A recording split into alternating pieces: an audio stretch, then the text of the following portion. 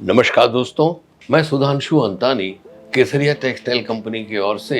आप लोग कमेंट्स में मेरे को पूछते रहते हो कि सर हमें बिजनेस करना है, कौन सा करें और ऐसी कौन सी उम्र है कि हम शुरू करें। दोस्तों, सबसे पहले तो ये आप सबको बहुत ही बधाई हो। पूछो क्यों? इसलिए कि आप आज दिन तक नौकरी करते थे। आप एक घड़ी की सुई की वहां पे सुबह 9 से 6 काम करने का, 6 बजे भूल जाने का, ये जो प्रवृत्ति कर रहे थे वो मोनोटोनस एक ही हिसाब की जीवन से निकल के कुछ नया करना चाहते हो, नया कुछ पैसा कमाना चाहते हो और नई दिशा में दौड़ना चाहते हो। ये चीज में आपने जो माइंड सेट किया है ना, उसके लिए आपको बहुत ही बधाई हो। लेकिन दोस्तों, आप व्यापार में आना चाहते हो, बहुत खूब, मैं आपको मार्गदर्शन दूंगा। लेकिन दोस्तों, आप टीवी में, सीरियलों में, सिनेमा में, या तो कोई पुस्तक में, या तो कोई इधर उधर सब वीडियो देखते हो, उसमें आप देखते हो ना, एकदम 20-25 साल का युवान होता है, सूटेड बूटेड होता है, इंपोर्टेड कार में उतरता है, हाथ में 2-3 लैपटॉप है, 4-4 उसके बॉडीगार्ड होते हैं, और फिर उसको सलाम भरते हैं, उसकी चैम्बर में जाते हैं तो बड़ी चैम्बर होती है। वो सब काल्पनिक चीज है, वो सब हवाई किले हैं। दोस्तों, रियल लाइफ में अगर आपको उस प्रकार के एक्टिविटीज में जुड़ना है, आपको भी उतना ही कामयाब बनना है, और बन सकते हो, क्यों नहीं।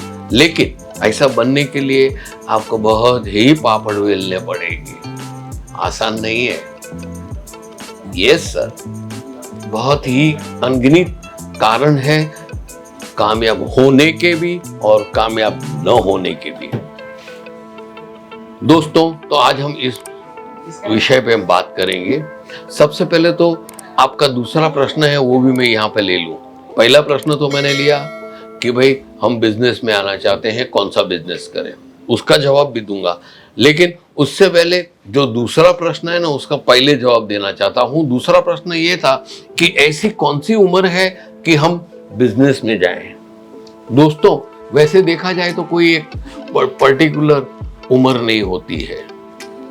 अगर आपके फादर है या आपके ग्रैंडफादर है, एक बरोबर व्यापारी हैं और वो ट्रेडिंग भी कर रहे हैं और मैन्युफैक्चरिंग भी कर रहे हैं, तो आप उसके साथ जुड़ जाओ, कोई इश्यू नहीं है, आप समझे ना। लेकिन उसके लिए आपको परीक्षाएं देनी पड़ेगी और वास्तविकता का सामना करना पड़ेगा, तब जाके आप अपने फादर या दादा के घुटने तक भी पहुंच पाओगे, क्योंकि बहुत ही मुश्किल चीज है। नहीं दोस्तों, रोज आपको पॉजिटिव मोटिवेशन देता हूं और आज नेगेटिविटी दे रहा हूं, ऐसा दिमाग में मत लेके आओ। लेकिन कामयाब वही बनता है जो नेगेटिविटी से समझ के उसको अपने जीवन में उतार के फिर पॉजिटिव की ओर जाता है ना, तो उसको ज्यादा फल अच्छा मिलता है और वो कामयाब जल्दी होता है। आप समझे ना।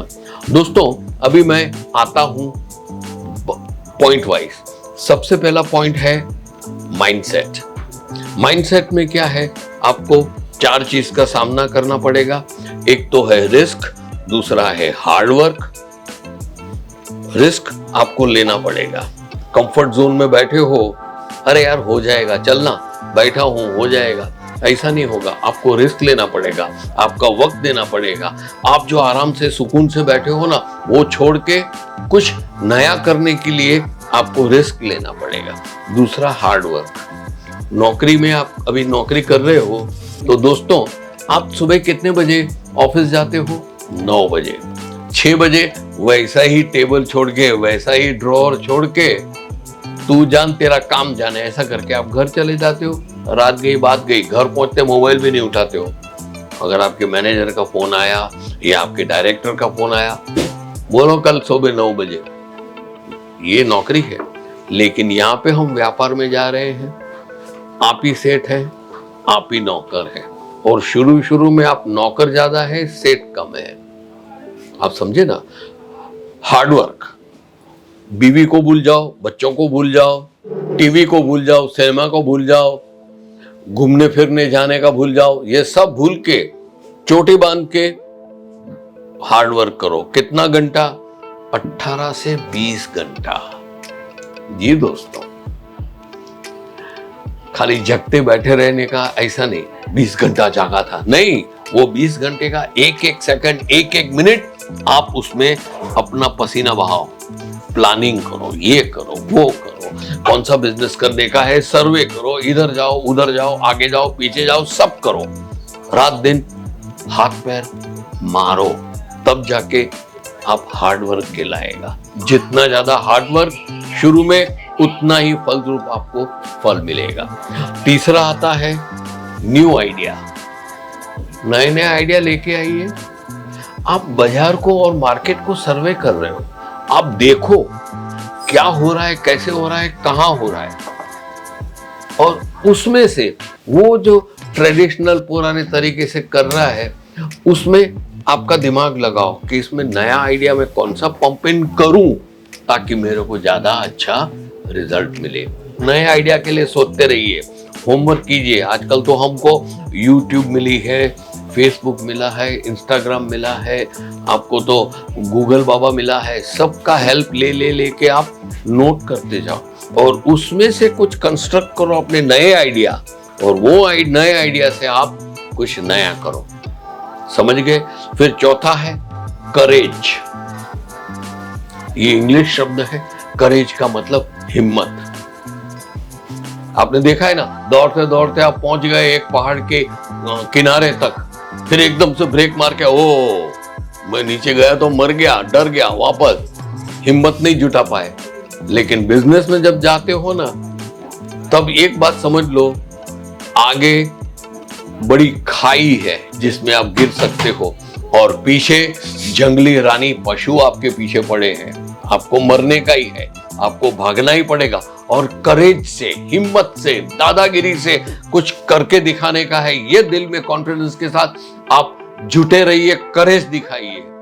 भूखा रहना पड़ता है, चलो चलेगा, मेरे को तो कामयाब होना है। ये एक सिनेमा के जो एक्टर्स है ना, आज हम देख रहे हैं करोड़पति है, अमिताभ बच्चन, देखो राज कपूर, देखो दिलीप कुमार, क्या कामयाब, क्या पैसे वाले, शाहरुख खान के पीछे 10-15 लोग घूमते रहते हैं, ये वो आज हम देखते हैं। उसकी नींव क्या थी, आपने कभी देखा है?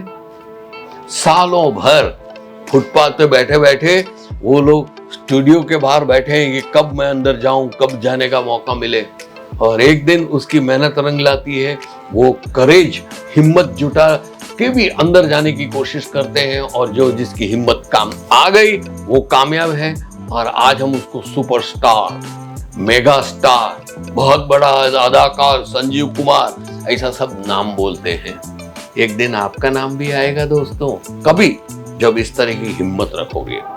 पांचवा है स्ट्रगल, जो मैंने अभी पिछले एग्जाम्पल में थोड़ा बोल के गया था। स्ट्रगल, तकलीफें तो दोस्त आएगी, आराम की नहीं है जीवन। अगर आपने ये ठान लिया है कि आपको बिजनेस में जाना है, तो आपको स्ट्रगल करना पड़ेगा, आपको तकलीफें सहन करनी पड़ेगी, भूखा सोना पड़ेगा, प्यासा सोना पड़ेगा, बीमार हो गए, दवाई के लिए पैसा नहीं है, बीवी बच्चे पता नहीं कहाँ घूमते होंगे, ये जवाबदारी, वो माँ बाप की जवाबदारी, ये सब तकलीफों में से आपको जुटे रहने का है, और अपने गोल पे निशाना ताक के बैठने का है, और रास्ता अपने आप निकलेगा।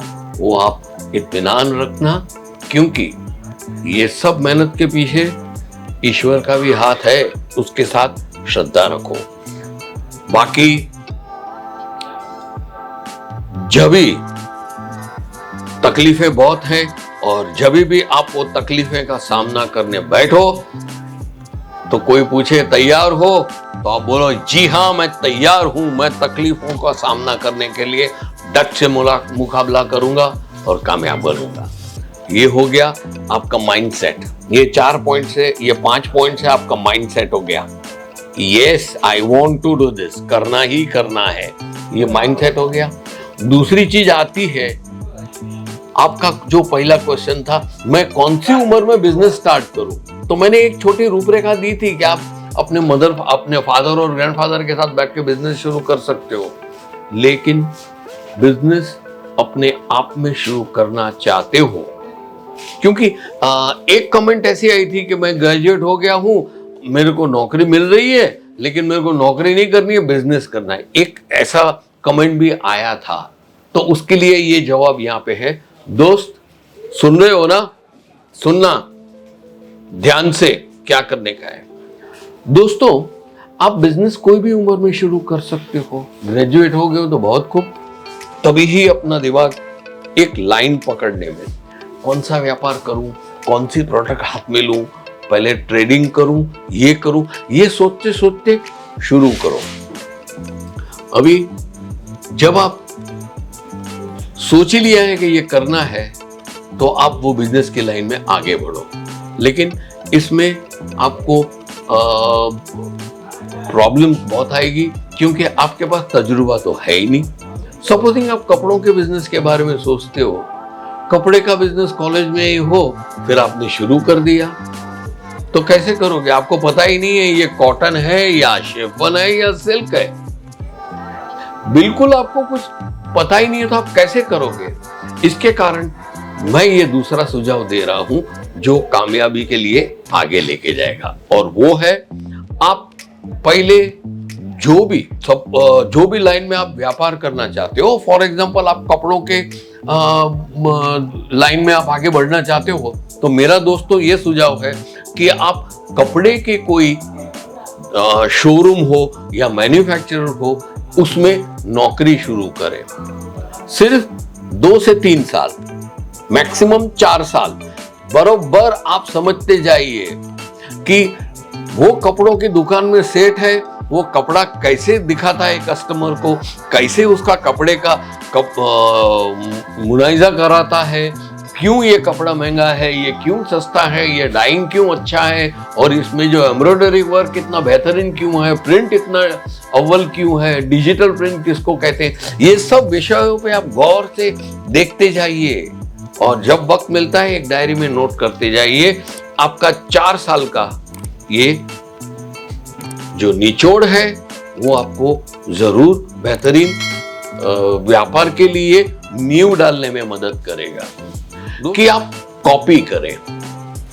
यस सर, फॉरेन में जैसे अमेज़न, तो हिंदुस्तान में उसकी कॉपी करके फ्लिपकार्ट लेके आया, आप समझे ना। उसी प्रकार के जो फॉरेन में है, जो चीज चल रही है, वो आइडिया आप इंडियन टेक्नोलॉजी से उसको अमल में डाल के वो कॉपी करके अपना नया बिजनेस शुरू करें, आप कामयाब होंगे। उसी तरह से ओला कैब वाला है फॉरेन में, मतलब खास करके वो शुरू हुआ था ऑस्ट्रेलिया, अमेरिका, यूरोपियन कंट्रीज में। ये ओला टाइप की टैक्सी का व्यापार शुरू किया था, तो हिंदुस्तान में ओला के नाम से शुरू किया। तो चीज वही है, लेकिन इंडियन स्टाइल से हम करेंगे। ऐसे कुछ नवीनतम आइडिया आप दिमाग में डालते रहोगे ना, आप कामयाब होंगे। उसके बाद बहुत इंपॉर्टेंट आता है, आप ये बोलते हो कि यार मैं अकेला हूं, मैं पूरा व्यापार अकेला करूं, मैं तो थक के बीमार हो जाऊंगा। Yes, you are right, you will be sick. मैं आपके साथ हूं, और आपको अकेला रहने का बोलता कौन है? Never do it alone. अकेला आदमी कहीं नहीं जाता है, हमेशा ध्यान रखना।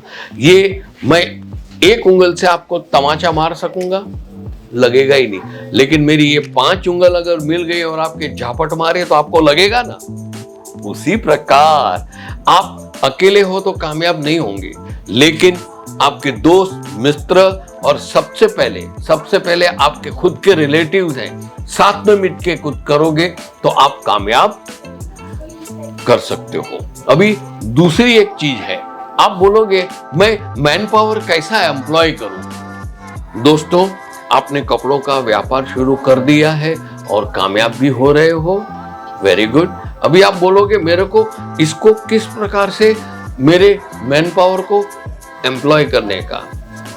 यहाँ पे एक बहुत दिमागी बात आती है। आप कपड़ों का व्यापार कर रहे हो, आपने सर्वे किया है, स्टडी किया है, तो आप मास्टर हो गए हो कपड़ा पहचानने में, कपड़ा बेचने में, बरोबर है ना। तो उसके लिए कोई एक्सपीरियंस आदमी रखने की जरूरत नहीं है। उसके लिए एक जो फ्रेशर होता है, ग्रेजुएट है, आजा चल तेरे को काम पे रखता हूं, ऐसा रख दो। लेकिन आपकी वीकनेसेस है फाइनेंस। आप फाइनेंस कैसे करने का, हिसाब किताब कैसे लिखने का, प्रॉफिट और लॉस बैलेंस शीट कैसे किस प्रकार करने की आपको नॉलेज नहीं है। तो आप क्या करें, उसके लिए एक एक्सपीरियंस बंदा ला के रखिए। आपको टेंशन ही नहीं उसको बोलने का कि भाई मेरे को ये है, तो वो फाइनेंस एडजस्ट करके आपको करके देगा। इस प्रकार का मैन पावर आप बैलेंस जमा के रखिए। अभी ये सब करने से बाद आप इंपॉर्टेंट चीज ये है, आप अपने व्यापार को, अपने दुकान को, अपने जो दुकान का नाम है वो सब गवर्नमेंट बॉडी के साथ रजिस्ट्रेशन कराइए। रजिस्ट्रेशन कराने से क्या फायदा होगा, यू विल बी ऑथराइज, कोई ट्रेडमार्क का प्रॉब्लम नहीं होगा, और हिसाब किताब में जो आपको इनकम टैक्स से बेनिफिट्स मिलनी चाहिए, आपको सब्सिडी की बेनिफिट मिलनी चाहिए, ये सब आपको मिल जाएगा। उसके बाद ये क्वेश्चन करते हो कि सर ये तो होमवर्क हो गया, अभी मैं फंड कहां से इकट्ठा करूं। Very good question. सबसे बॉटम लाइन वही है, पैसा किधर से लाएगा, है ना। तो इसके लिए सबसे पहले दोस्तों, आपके पास जितना पैसा है ना, उतना ही पैसा आपका है, ये समझ के आप इसको इन्वेस्ट कीजिए। बस शुरू कर दीजिए। आपके पास 5 लाख रुपया है तो 4 लाख का कपड़ा लेके आइए और धीरे धीरे धीरे ग्रोथ के लिए डालिए, और 1 लाख जो बचा है वो रिजर्व फंड में डाल दो। इमरजेंसी में आपको यूज करने का हो, इमरजेंसी में कहीं जरूर पड़ जाए तो वो लाख रुपया साइड में रखिए, और 4 लाख का पूरा कपड़ा आप सूरत जैसे बड़े हब जाइए और वहां पे सर्वे करके पता करिए कि सबसे बेहतरीन क्वालिटी का किफायती दाम में कपड़ा कहाँ मिलता है, और वो तो आप जानते हैं केसरिया टेक्सटाइल कंपनी में। तो ये कंपनी, आप आइए, सूरत आइए, हमारा संपर्क कीजिए, हमारी पिकअप सेवा आपको पिकअप कर देगी स्टेशन से, और फिर हमारे आप मेहमान हो गए। आप यहाँ पे पूरी दुकान का सर्वे कीजिए, आपको रियलाइज होगा, आपको एहसास होगा कि बेहतरीन क्वालिटी की बेहतरीन उत्पादन हमारे पास किफायती दामों में उपलब्ध है। हम आपसे जुड़े रहेंगे, आपको मार्गदर्शन देते रहेंगे, और आपका सेल बढ़े ऐसा कुछ ना कुछ जुगाड़ आपको सिखाते रहेंगे। हो गया। अभी इसके बाद आता है, आप खुद का पैसा इन्वेस्ट करते हो, बाद में नेक्स्ट स्टेप आप पकड़ोगे फैमिली का। रिश्तेदारों को आप रिक्वेस्ट कीजिए कि मैं ये बिजनेस कर रहा हूं, मेरे को थोड़ा पैसा चाहिए, तो रिश्तेदारों को लीजिए। शायद हो सकता है रिश्तेदारों को वापस देने में 1 आध 2 4 साल लेट हो गए तो प्रॉब्लम नहीं है, आपका धंधा चलता रहेगा और रिश्तेदार समझेंगे कि नहीं मेरा ये घर का है ना, आज भी तो कल दे देगा। लेट होगा तो उसका कोई प्रॉब्लम नहीं है। अभी आपने 5 साल तक इस प्रकार के फंड से आपका एकदम स्टडी कर लिया बिजनेस और स्पीड पकड़ ली, बाद में आपको जाना है तो आप गवर्नमेंट बॉडीज से या नेशनलाइज बैंक से और बड़ी बड़ी फाइनेंशियल इंस्टीट्यूशन से आप फाइनेंस लीजिए और कामयाब की ओर चढ़ दीजिए। दोस्तों, आपको मैं रिक्वेस्ट कर रहा हूं कि आप ये वीडियो लंबा है फिर भी जरूर से ध्यान से देखिएगा, और आप कामयाबी की ओर जाने के लिए ये वीडियो को स्टडी कीजिए, लिखिएगा, और किस प्रकार काम करने का है वो सोच सोच के आगे बढ़ेगा। मित्रों, मेरी रिस्पॉन्सिबिलिटी यहाँ खत्म नहीं होती है। मैंने तो बता दिया ना, हो गया, तू कौन मैं कौन, नो फ्रेंड्स, ऐसा कुछ नहीं है।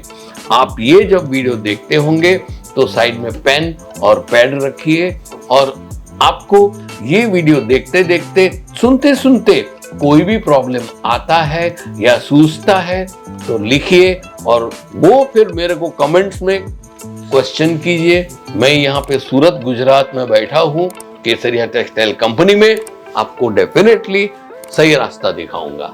चलो दोस्तों, तब तक के लिए आपसे विदाई लेता हूँ। नमस्कार।